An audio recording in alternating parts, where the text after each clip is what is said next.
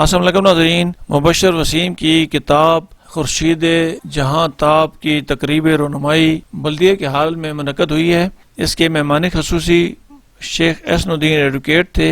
صدارتی خطبہ مشتاق عاجل صاحب نے دیا ہے۔ مہمان اعزاز میں ملک محسن عباس، سید مونس رضا نقوی اور سجاد حسین ساجد تھے۔ تلاوت محمد نیاز نے کی ہے، جبکہ نعت شریف حسین امجد نے پیش کی ہے۔ کتاب کے مصنف مبشر وسیم نے اپنا کلام سنایا ہے۔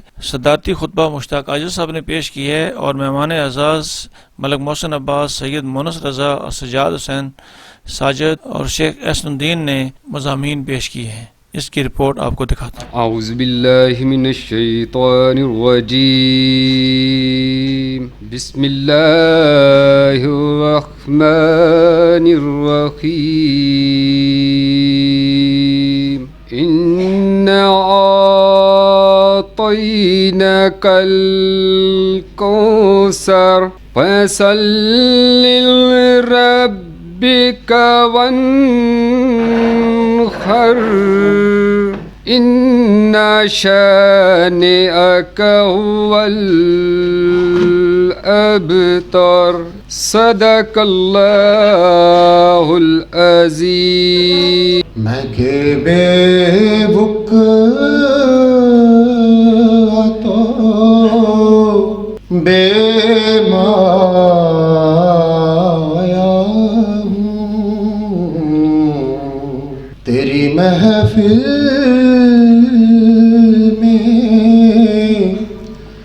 چلا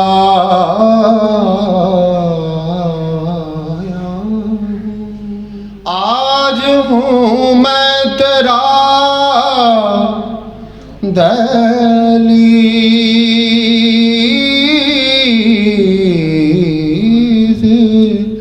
نشین،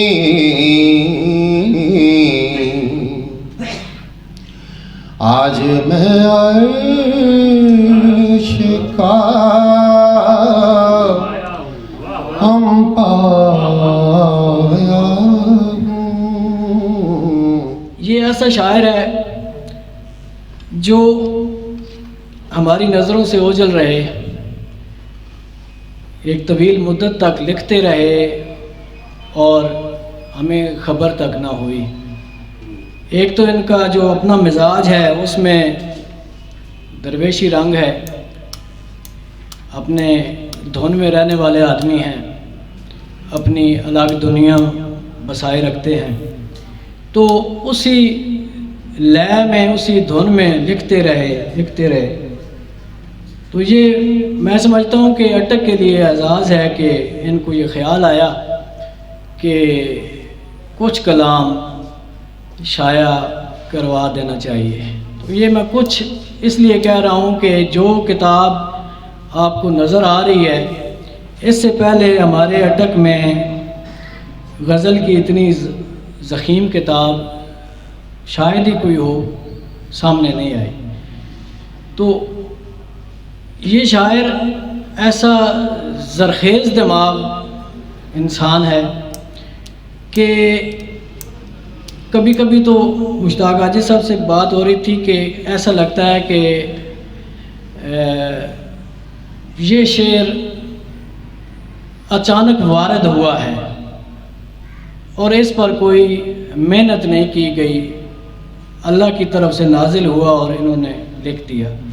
تو یہ واحد کتاب ہے ضلع اٹک کی تاریخ سے میں واقف ہوں، جو 20 دن میں شائع بھی ہوئی اور اسی عرصہ میں اس کی تقریب رونمائی بھی منعقد ہو رہی ہے۔ شاعر کی خوش نصیبی ہے کہ ان پر لکھنے والے، بولنے والے ادیب، شاعر، نقاد آج یہاں موجود ہیں، ورنہ یہ شاعر ادیب بڑے نخریلے ہوتے ہیں، ان کو 2-3 مہینے پہلے بتانا پڑتا ہے، تب کہیں جا کر کچھ لکھ پاتے ہیں۔ دنیا کا حال جان میرے ساتھ ساتھ چل، دنیا کا حال جان میرے ساتھ ساتھ چل، آج چھوڑ دے مکان میرے ساتھ ساتھ چل۔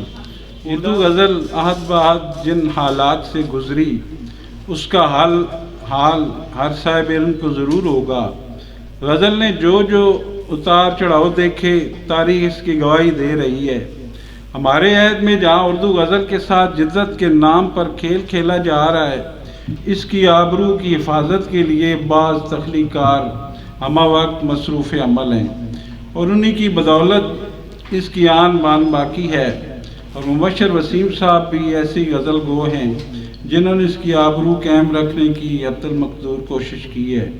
اور مبشر وسیم صاحب بلا کے ذہین تخلیق کار ہیں، اپنے ذاتی غموں کو غزل کے اشعار میں اس طرح پرو دیتے ہیں کہ وہ غم پورے معاشرے کا غم محسوس ہونے لگتا ہے۔ خورشید جہاں تاب میں آپ کو مبشر وسیم کے ایسے اشعار بھی ملیں گے جو سراسر اس کی ذات کا زاریہ ہیں، لیکن کمال و ہنرمندی سے اس نے ان اشعار کا دائرہ پھیلانے کا جتن کیا ہے۔ اس مشکل کام کو وہی لوگ سمجھ سکتے ہیں جو تخلیقی عمل سے گزرتے ہیں۔ عام قاری شاید کتاب میں شامل غزلیات سے لطف اندوز ہو یا اسے تربیہ قرار دے، لیکن میں سمجھتا ہوں کہ ہمارے فاضل شاعر نے اپنے غم کو اپنی ذات سے ہم آہنگ کر کے اسے تخلیقی عمل سے گزارا ہے۔ یہ ایسا نازک پہلو ہے کہ اسے سمجھنے کے لیے شاعر کی ذات کو جاننا لازم ہے۔ ہر وہ شخص جو شعر سے شاعر کی ذات تک جانے کا ہنر جانتا ہے، وہ اس کتاب کو پڑھ کر صاحب کتاب سے ہر حال میں آشنا ہو جائے گا۔ مبشر وسیم صاحب کا شعر اپنے 2 مصروں میں پوری کہانی بیان کر دیتا ہے، اور شاعر کی بس یہی ذمہ داری ہے کہ وہ اپنے آپ کو شعر کی چادر میں چھپا کر پیش کر دے۔ اب قاری کا حق بنتا ہے، یہ اس کا فرض بنتا ہے کہ وہ صرف شعر پڑھ کر گزر نہ جائے، بلکہ شاعر کی ذات کو پہچاننے اور اس کے مقام و مرتبے کا تعین کرے۔ مبشر وسیم کی غزل اپنے قاری سے بس یہی مطالبہ کرتی ہے کہ شعر سے شاعر کی طرف رجوع کیا جائے۔ اللہ کرے خورشید جہاں تاب کو ایسے قارئین میسر آ جائیں جو باریک بین بھی ہوں اور باذوق بھی۔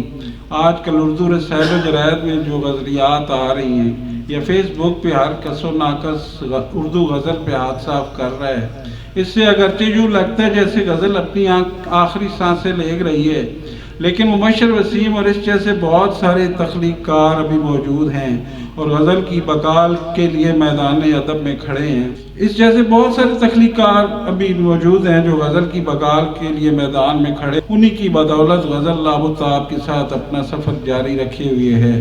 میں بطور تخلیق کار مبشر وسیم کے کرب کو سمجھتا ہوں۔ کاش اس کتاب کا ہر قاری میری طرح ان غزلیات کو پڑھے اور فاضل شاعر کی ذات کو پہچاننے کے عمل سے گزرے۔ مبشر وسیم کہیں کہیں بہت کھل کر بات کرتے ہیں، لیکن بعض ایسے اشعار بھی ہیں جن میں اپنے آپ کو مستور کر لیتے ہیں۔ اب قاری کا فرض ہے کہ ایسے اشعار سے شاعر کی ذات کو کھینچ کر باہر نکالے، اور مبشر وسیم کا باغیانہ لحن اس کی ذات کے بہت سارے اقتباس کرتا ہوا دکھائی دیتا ہے۔ ہمیں ہر حال میں اس کتاب کا خیر مقدم کرنا چاہیے۔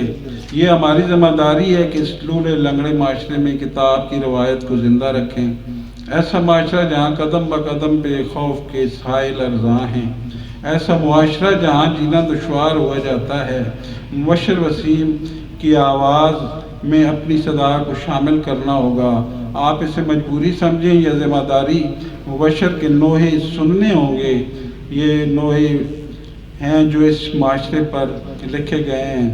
صدائے گریہ سنو نوح اگر کہیں کا بھی ہو۔ ہر روز دکھاتا ہوں میں داغ نہاں، اور اس کتاب کو پڑھنے سے بھی کچھ ایسا ہی محسوس ہوا کہ اس میں بہت سے چھپے ہوئے دکھ ہیں جس کو شاعر نے ایک خوبصورت انداز میں، ان کو پڑھتے ہوئے ہم نے آپس میں بھی گفتگو میں یہ کہا کہ کہیں ہمیں عدم دکھائی دیتے ہیں ان کے اندر، اور کہیں ساغر جھومتے ہوئے دکھائی دیتے ہیں۔ تو ایسا ہے، یہ میں پہلی دفعہ کسی کتاب پہ بات کر رہا ہوں کہ جیسے ہی کوئی ایک صفحہ کھولا، جو شعر ایک آدھ سامنے آیا، یقین کیجئے کہ دل کو چھو گیا، بہت اچھا لگا، حیران ہوا کہ بھئی ایک ایسا قیمتی آدمی کہاں چھپا ہوا تھا۔ غزل ایک عام طور پہ تو لوگ سمجھتے ہیں کہ یہ بہت آسان ہے، غزل کہنا بہت آسان ہے، بس قافیہ ردیف، اور لیکن اس میں جو تخیل اور پھر اس کو ایک مضمون کی شکل میں باندھنا اور پھر اس کو ایک مصرعے میں یا کہیں ایک شعر کے اندر ایک پوری کتاب کو سمیٹ لینا، یہ کمال ہے غزل کا کہ ہست کے تخت سے اترا ہوا یا اتارا ہوا شخص، اور پھر یہ کہ یہ نکتہ مجھے ایک ولی نے ہے بتایا، ممکن نہیں غیرت کا کبھی شانے پہ سر ہو، کہ کچھ ہستیاں، کچھ شخصیات ایسی ہیں کہ جن سے یہ دلی لگاؤ رکھتے ہیں اور ان کی جدائی کو انہوں نے بڑی شدت سے محسوس کیا ہے۔ تو ان میں سے ایک ان کی والدہ ہیں۔ والدہ کے لیے 2 اشعار جو انہوں نے، جو میں نے دیکھے بہت سے لکھے ہوئے ہیں، وہ مجھے بہت اچھے لگے کہ خلوص و عشق جب دیکھا زمیں پر اپنی امی کا، خلوص و عشق جب دیکھا زمیں پر اپنی امی کا، سمجھ آیا کہ مائیں مالک خلد بری کیوں ہیں۔ اور اسی طرح ایک اور شعر ہے کہ آہ کیا دن تھے کہ دیدار ہوا کرتا تھا، ماں کی آواز سے بیدار ہوا کرتا تھا، ماں کی آواز سے بیدار ہوا کرتا تھا۔ کہ اپنے بارے میں یہ کہتے ہیں کہ کنول کا پھول میں اے وسیم اس بزم ہستی میں، کنول کا پھول میں اے وسیم اس بزم ہستی میں، میرا نقاد مجھ کو جھومتا دل دل میں پائے گا۔ مبارکباد پیش کرتا ہوں۔ کتاب کوئی بھی کتاب، اور بالخصوص پھر شاعری اور غزل کی کتاب، یہ زمانہ جو کہ حساب کا زمانہ ہے، وہاں پر کتاب لے کر آنا جو ہے یہ بڑی سعادت کی بات ہے۔ اور شاعری بالخصوص جیسے آپ سب جانتے ہیں کہ کسی بھی معاشرے کا ایک ملائم چہرہ اور سافٹ فیس کسی بھی معاشرے کی شاعری سے ظاہر ہوتا ہے، تو میں ان کو مبارکباد دوبارہ پیش کرتا ہوں کہ انہوں نے اپنے گداز کو، اپنی ملائمت کو کتاب کی شکل میں پیش کر کے ہمیں معاشرے میں بھی اس گداز کو عام کرنے کی کوشش کی ہے۔ قاسمی صاحب کا ایک شعر ہے کہ اگر مجھے وہ صحیح طور سے آ رہا ہے یاد تو، کہ ابھی تکمیل کو پہنچا نہیں ذہنوں کا گداز، ابھی تکمیل کو پہنچا نہیں ذہنوں کا گداز، ابھی دنیا کو ضرورت ہے غزل خانوں کی۔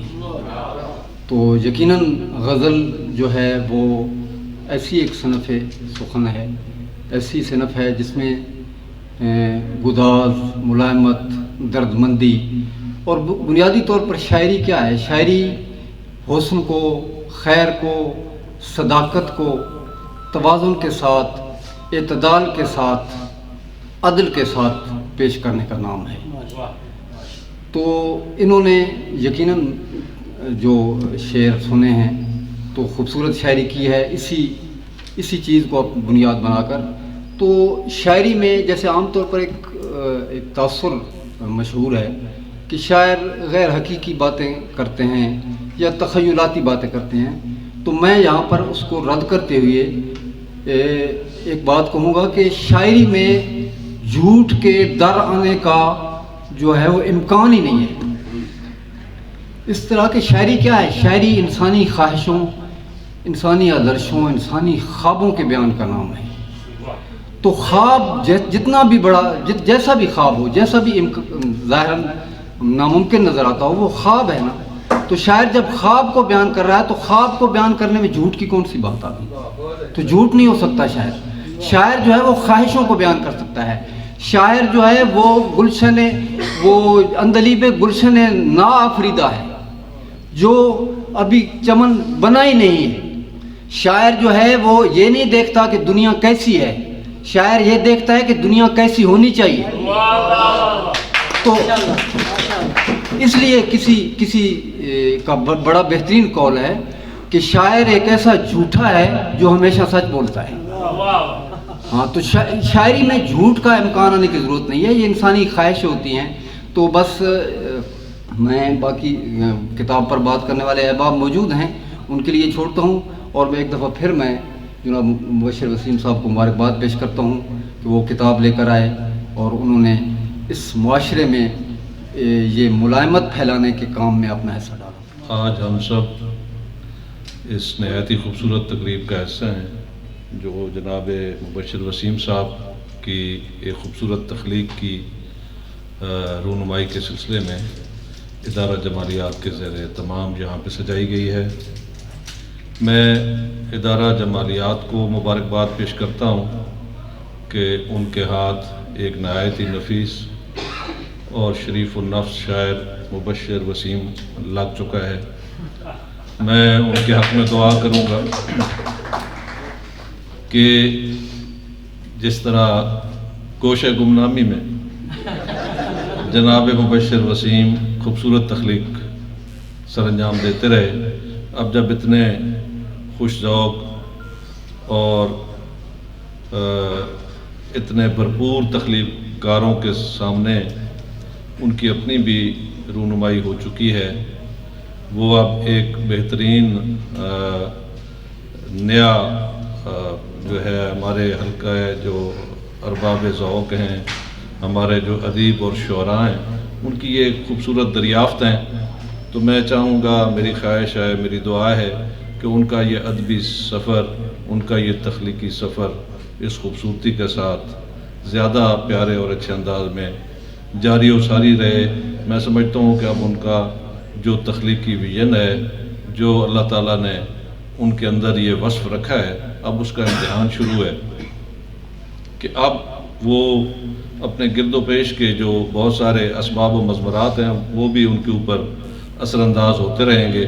اور اب چونکہ جس طرح کوئی جستہ سا غزلوں کے مطالعے سے معلوم ہوا ہے کہ مبشر وسیم اچھا خاصا قادر الکلام اور اپنے شعر کے جو فن ہے اس سے آگاہ شاعر ہے، تو یہ ہلکی پھلکی بات سے ہٹ کے ہم بلا شبہ یہ یقین رکھتے ہیں کہ ان دوستوں کی رفاقت سے مبشر وسیم صاحب جو ہے اپنے اندر موجود جو صلاحیتیں ہیں اور جو وصف اللہ تعالیٰ نے رکھا ہے اس میں یقیناً پختگی مزید آئے گی اور مزید نکھار اور خوبصورتی آئے گی۔ جناب شاہ صاحب نے، مونس شاہ صاحب نے بہت خوبصورت باتیں کی ہیں اور سجاد صاحب نے مزید انہیں اسٹیبلش کیا ہے۔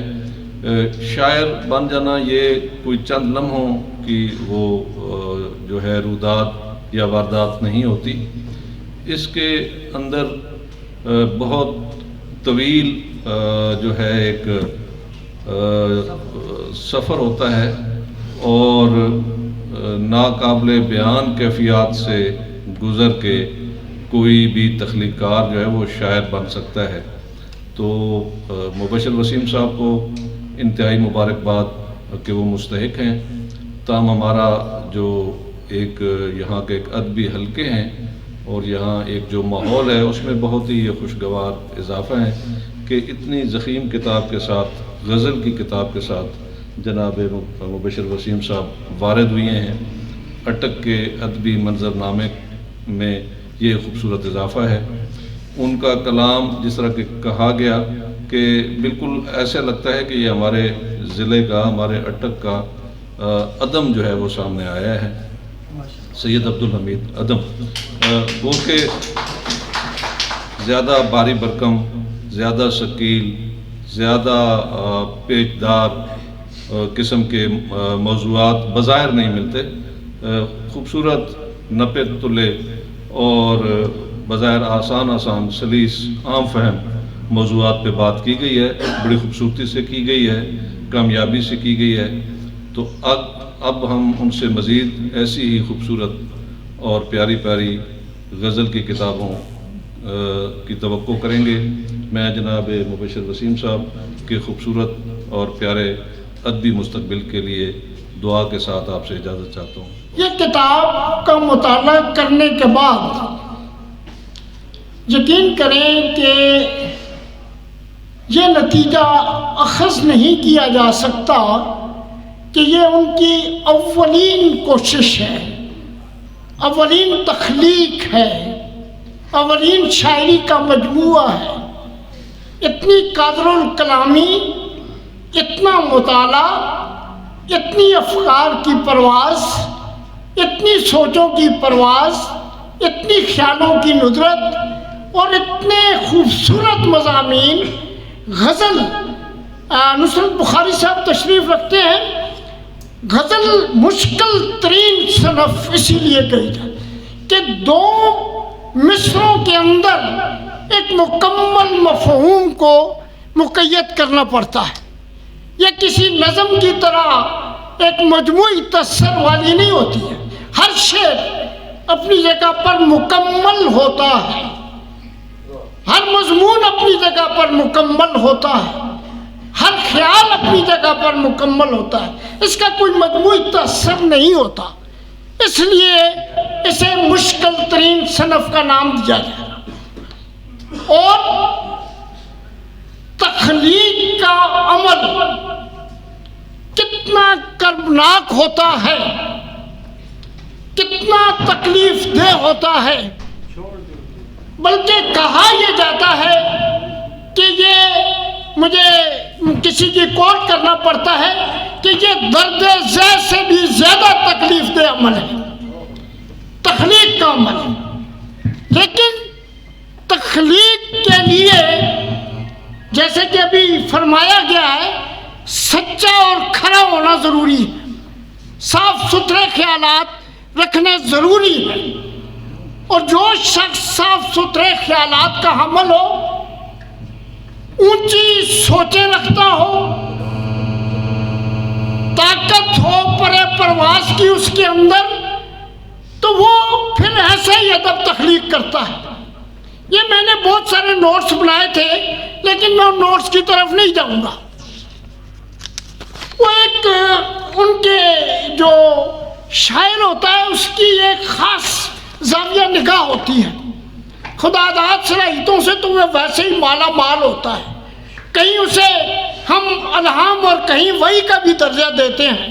آمد اور آورد کی جو بات کرتے ہیں، استاد بیٹھے ہیں، تو یہ ایک بہت بڑا یہ تخلیق جو ایک بہت بڑا یہ عام وہ نہیں ہے. اس کرب سے جو گزرتے ہیں یہ وہی جانتے ہیں. شاعر ہونا یا ادیب ہونا یہ کوئی چھوٹی بات نہیں ہے، بہت بڑی بات ہے. اور ایک شعر ان کا، ان کے تخیلاتی پرواز کی جو تصویر ہے، میں وسیم آنکھ بند کر کے بھی، میں وسیم آنکھ بند کر کے بھی نئے منظر تلاش کرتا ہوں. کیا خوبصورت سوچ ہے.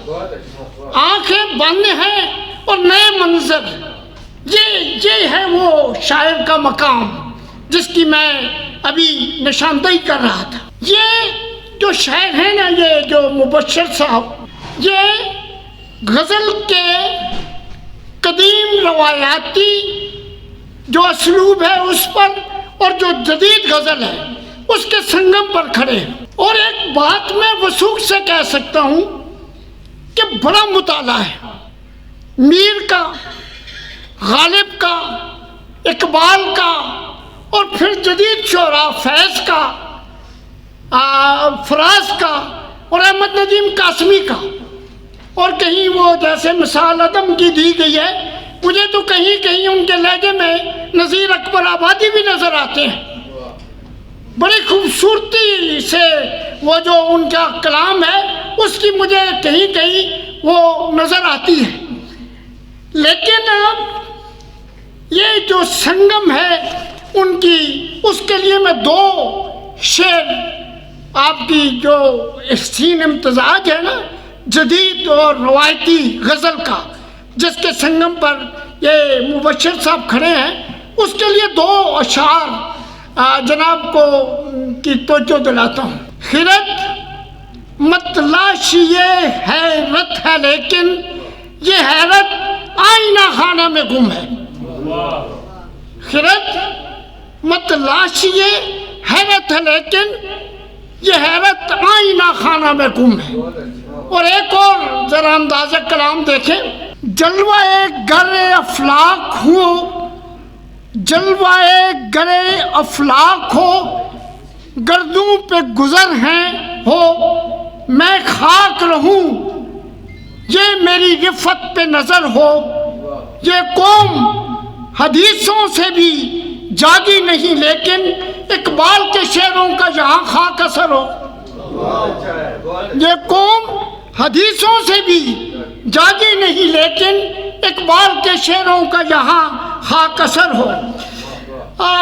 میں نے جیسے بتایا ہے کہ غزل ایک بہت مشکل فن ہے، اور اس فن سے گزرنے کے لیے بہت ساری واردات سے گزرنا پڑتا ہے، بہت سارے تجربات، بہت سارے مشاہدات، بہت ساری جو ہیں حالات اور واقعات سے گزرنا پڑتا ہے۔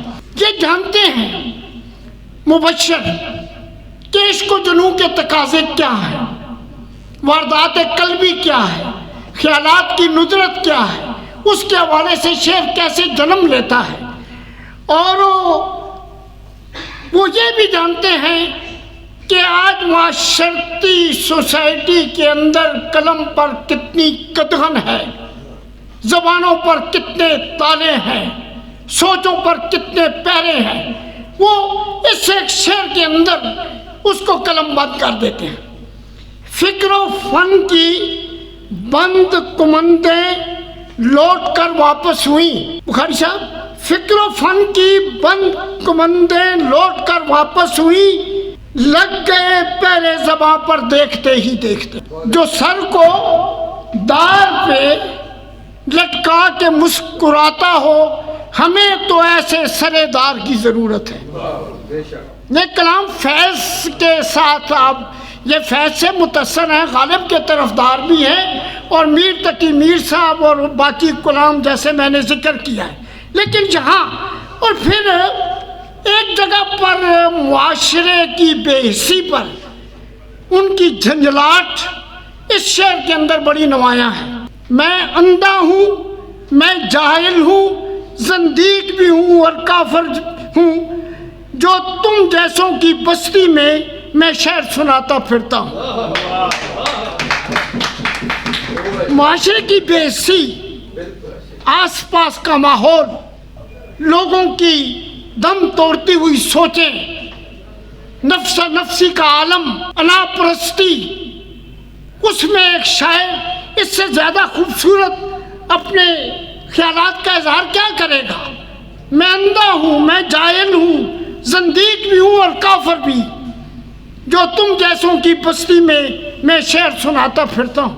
ان میں میرے کچھ عزیز دوست ہیں، میرے کزن ہیں نعیم اور مسعود بھائی ہیں، جنہوں نے موٹیویٹ کیا مجھے، طاہر اسیر صاحب ہیں جن کے ساتھ میری ملاقات ہوئی اور انہوں نے مجھے موٹیویٹ کیا، اور پھر اس کے بعد یہاں پہ انہوں نے ہی فورس کر کے تو یہ کیا، اور آپ سب کی نگاہوں میں آ گیا۔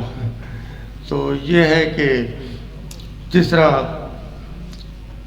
سر احسن صاحب نے بتایا ہے کہ شاعری کے حوالے سے کہ یہ ایک ایسی کیفیت ہوتی ہے کہ جس کو میں الفاظ میں بیان نہیں کر سکتا، نہ ہی یہ کوئی ذہنی استعداد ہوتی ہے، یہ ایک قلبی واردات ہوتی ہے جو کہ انسان کے اوپر آتی ہے، اور وہ اس کو بیچ میں اس میں میرا جہاں تک اپنا ذاتی نظریہ ہے سر، وہ یہ ہے کہ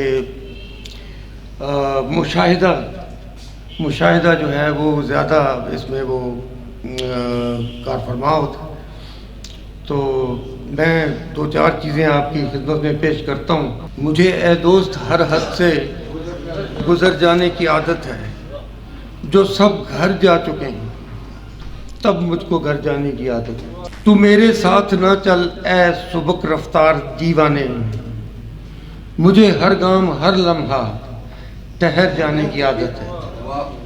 بڑوں کی محفلوں سے فیض میں پا ہی نہیں سکتا، بڑوں کی محفلوں سے فیض میں پا ہی نہیں سکتا، مجھے بچپن سے ہی بچوں میں گر جانے کی عادت ہے۔ خدا کے واسطے مت جھاڑنا میرے مسلح کو، خدا کے واسطے مت جھاڑنا میرے مسلح کو، مجھے اپنی جبیں سجدے میں دھر جانے کی عادت ہے۔ جہاں بھی دیکھتا ہے حسن تو بس مر ہی جاتا ہے، دل زندہ بتا کیا تجھ کو مر جانے کی عادت ہے۔ نبھے گی خاک ہم دونوں کی اس بزم محبت میں، مجھے برباد اور تجھ کو سنور جانے کی عادت ہے۔ مجھے اب میکدے سے کوئی بھی رغبت نہیں، لیکن کسی سے کیا کہوں، مجھ کو ادھر جانے کی عادت ہے۔ وسیم اب تک مجھے افسوس ہے اپنے رویے پر، پناہوں میں بھی رہ کر مجھ کو ڈر جانے کی عادت ہے۔ میرے ہی دم سے عزت ہے میرے صیاد کی یارو، بھلا مجھ کو کبھی چھوڑے گا یہ صیاد ناممکن۔ وہ شیری پر فدا تھا اور شیری تھی فدا مجھ پر، وہ شیری پر فدا تھا اور شیری تھی فدا مجھ پر، مقابل آئے گا میرے کبھی فرہاد ناممکن۔ اور میری شناخت شاعری نہیں ہے، میری شناخت تدریس ہے۔ میں ایک مدرس ہوں، ایک معلم ہوں، اور مجھے اپنے مدرس ہونے پر، معلم ہونے پر فخر ہے کہ ہر وہ شخص جو جمال آشنا ہے، جو جمال شناس ہے، جو جمال پسند ہے، وہ جمال آفرین بھی ہوتا ہے۔ یہ شاعری، یہ موسیقی، یہ مصوری، حتیٰ کہ یہ فنکاری جو اوپر آپ کو نظر آ رہی، اس دیوار میں جو نظر آ رہا ہے، یہ سب حسن ہے، یہ سب جمال ہے۔ اکثر جمال کی تعریف کسی سے پوچھی جائے تو وہ کہتا ہے خوبصورتی۔ بھائی جمال صرف صورت تک نہیں ہے، جمال آپ کے ارد گرد پوری کائنات میں پھیلا ہوا ہے، اور آپ غور کریں گے تو پتہ چلے گا کہ ایک نظم و ضبط، ایک ڈسپلن، ایک ترتیب، ایک تنظیم جو ہے وہ کسی چیز کو جمال پارے میں، حسن پارے میں تبدیل کر دیتی ہے۔ بے ہنگم اور بے ترتیبی جہاں بھی آپ دیکھیں گے نا، بے ترتیبی، وہاں حسن مجروح ہوتا ہوا آپ کو نظر آئے گا۔ جمال یہ ہے جو ایک ترتیب سے یہ لکڑی کے پیس لگائے گئے ہیں۔ جمال یہ ہے جو ایک ڈرائنگ اور ایک نظام کے تحت یہ لائٹیں لگائی گئی ہیں۔ یہی عمل ہے شاعری کا بھی اور تخلیق کاری کا بھی۔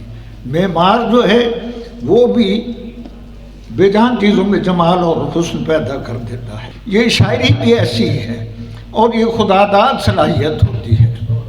ترکھان کا بچہ ترکھان بن سکتا ہے، شاعر کا بیٹا ضروری نہیں شاعر بنے گا۔ اس میں خدا داد صلاحیت ہوگی، صلاحیت تخلیق کی نہیں، جمال کو پہچاننے کی، جسے پتہ ہوگی یہ چیز خوبصورت ہے، یہ جمیل ہے، یہ حسین ہے۔ جو حسن کو جانتا ہے، جمال کو جانتا ہے، وہ اگر جمال تخلیق بھی کرنے لگ جائے تو جمال سمجھ لے کمال پر پہنچ گیا اور حق ادا کر دیا بندے نے اس پروردگار کا جس نے جمال تخلیق کیا ہے۔ اللہ جمیل ویحب الجمال، وہ خود جمیل ہے اور جمال کو پسند کرتا ہے۔ اور جمال اتنا محدود لفظ نہیں جتنا ہم نے بنا دیا ہے۔ کسی نے شاعری میں کسی کو اپنے محبوب کو بند کر دیا ہے اور جمال کی تعریف مکمل نہیں ہوئی۔ جمال پسندی مصوری میں بھی ہے، شاعری میں بھی ہے، موسیقی میں بھی ہے، ہر اس کام میں ہے جس میں ایک ڈسپلن اور نظم و ضبط ہے۔ تو میں مبارکباد دیتا ہوں مبشر وسیم کو کہ اللہ پاک نے اسے وہ ذہن اور وہ نظر عطا کی جو جمال شناس ہے، اور اس پر مستزاد یہ کہ وہ صرف جمال آشنا ہی نہیں، وہ جمال پرور بھی ہے، جمال آفرین بھی ہے، وہ جمال تخلیق کر رہا ہے۔ تو میرے بھائیو، ہر آدمی کے مقدر میں یہ بات نہیں ہے کہ وہ جمال کو سمجھے بھی اور پھر جمال کو پسند بھی کرے اور پھر اس کی پرورش بھی کرے اور اس کو تخلیق بھی کرے۔ یہ ہر آدمی کے بس کی بات نہیں ہے۔ اس میرے بیان کی روشنی میں دیکھیں تو مبشر وسیم وہ خوش قسمت شخص ہے جسے جمال آشنائی بھی نصیب ہوئی اور اس نے جمال آفرینی اور جمال پروری کا بھی فریضہ ادا کیا۔ مبارکباد ہو آپ کو مبشر وسیم شاعر ہونے پر اور بطور شاعر متعارف ہونے پر اور صاحب کتاب شاعر ہونے پر۔ اللہ کرے آپ کا خاندان اور آپ کا ہنر دن دگنی رات دگنی ترقی کرے، اور میرے کچھ بھائی ایسے ہیں جو شاعر بننا چاہتے ہیں، اللہ پاک کرے وہ بھی شاعر بنے۔